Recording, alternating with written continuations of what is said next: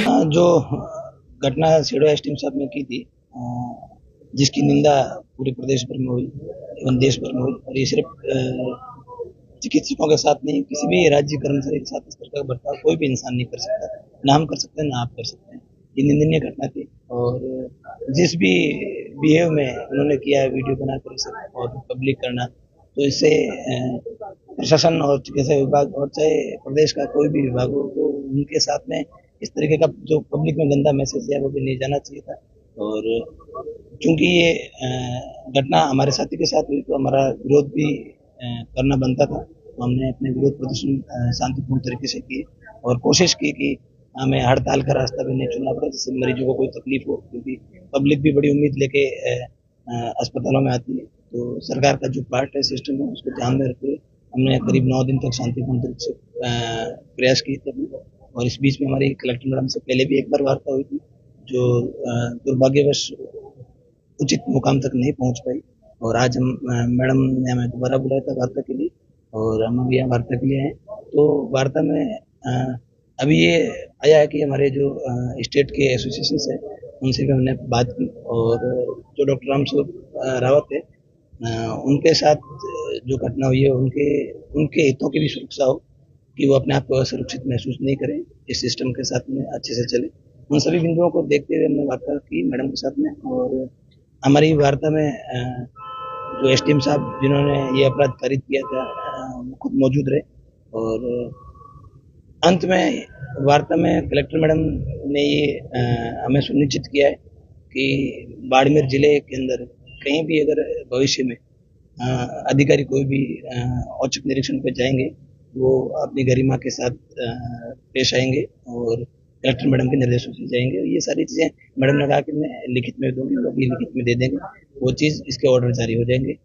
जो एसडीएम साहब ने जो किया, उनकी वो व्यवहार उचित नहीं था। और वो राजस्थान जो सर्विस स्कूल्स के अंदर जिनसे जो कार्रवाई बनती है उस घटना के तहत, तो चार्जशीट मैडम ने लास्ट मीटिंग में बोला था कि मैं इशू कर दिए, सॉरी नोटिस इशू कर दिया था। उस नोटिस 17 सीसी नोटिस के अगेंस्ट में उनको चार्जशीट भी आज दे दी गई है, और चार्जशीट के अंदर उनके 3 इंक्रीमेंट रोकने की बात भी की गई है। तो ये है कि जो न्यायोचित कार्रवाई उसके से होनी चाहिए थी, वो भी हुई है। और एसडीएम साहब खुद सॉरी फील कर रहे हैं इस चीज़ के लिए। उन्होंने पब्लिकली ये चीज़ माफ़ी मांगी है कि मेरे से आवेश में आकर ये चीज़ गलत हो गई है, और मैं डॉक्टर रामस्वरूप रावत से माफ़ी मांगता हूँ। तो जो हमारी मुख्य मांग हालांकि निलंबन तक की थी कि निलंबित होना चाहिए, लेकिन अब जो स्थितियां बनी है, उस स्थितियों के साथ में जो हमारी स्टेट एसोसिएशन और मैडम की वार्ता के बाद में, और एसडीएम साहब के दिल से उनकी माफ़ी मांगने पर, क्योंकि हमारा कभी भी ये मुद्दा इस तरीके से नहीं था कि हम इसको अपने आप को ऊपर दिखाएं या फिर उस तरीके से लेते हैं, क्योंकि हमें भी मरीजों की सेवा करनी है और सरकार के पार्ट में सरकार का सारे काम भी करने हैं। पब्लिक भी परेशान नहीं होनी चाहिए, तो गतिरोध किसी न किसी बाबत टूटना चाहिए। ये सोच के साथ, सकारात्मक सोच के साथ गए थे। मैडम की सोच भी काफी सकारात्मक रही।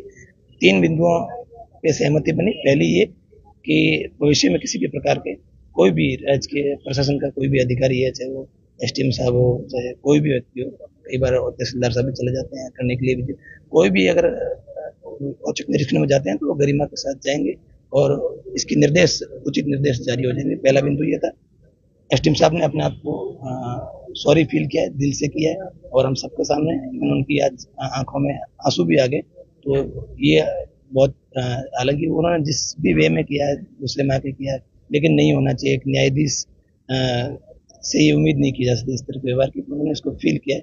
और तीसरा बिंदु ये रहा है कि जो उनकी जो चार्जशीट है वो इशू कर दी गई है, और डॉक्टर रामस्वरूप रावत को ये इंश्योर किया गया है उनके हितों की सुरक्षा के लिए, अगर वो वहाँ पे अपने आप को असुरक्षित महसूस करते हैं, क्योंकि वो खुद कोटपुतली के रहने वाले हैं, बाड़मेर के नहीं है, और काफ़ी दूरी से रहते हैं। तो मैडम ने ये इंश्योर किया है कि जो भी उनकी डिमांड होगी, वो रुकना चाहेंगे तो वहाँ रुके, नहीं सेवा से अन्यत्र कहीं जाना चाहेंगे, या जो भी उनकी तरफ से होगा, मैडम ने कहा कि मैं उनके साथ में करूँगी, तो उनके हितों की सुरक्षा भी होगी।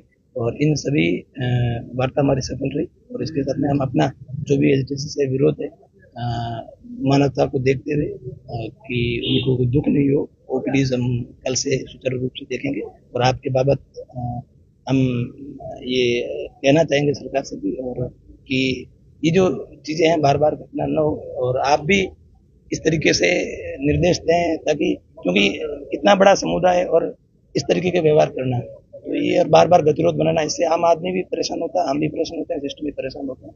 तो यही है कि कल से आप भी लोगों को बोले आइए अस्पताल आपके लिए खुले और खूब मन से सेवा करेंगे। शांतिपूर्ण तरीके से जो विरोध प्रदर्शन चल रहा था पूरे राजस्थान में, तो वो विरोध प्रदर्शन खत्म हो चुका है। जी, आज के बाद में वो चीज इस मुद्दे पे खत्म हो।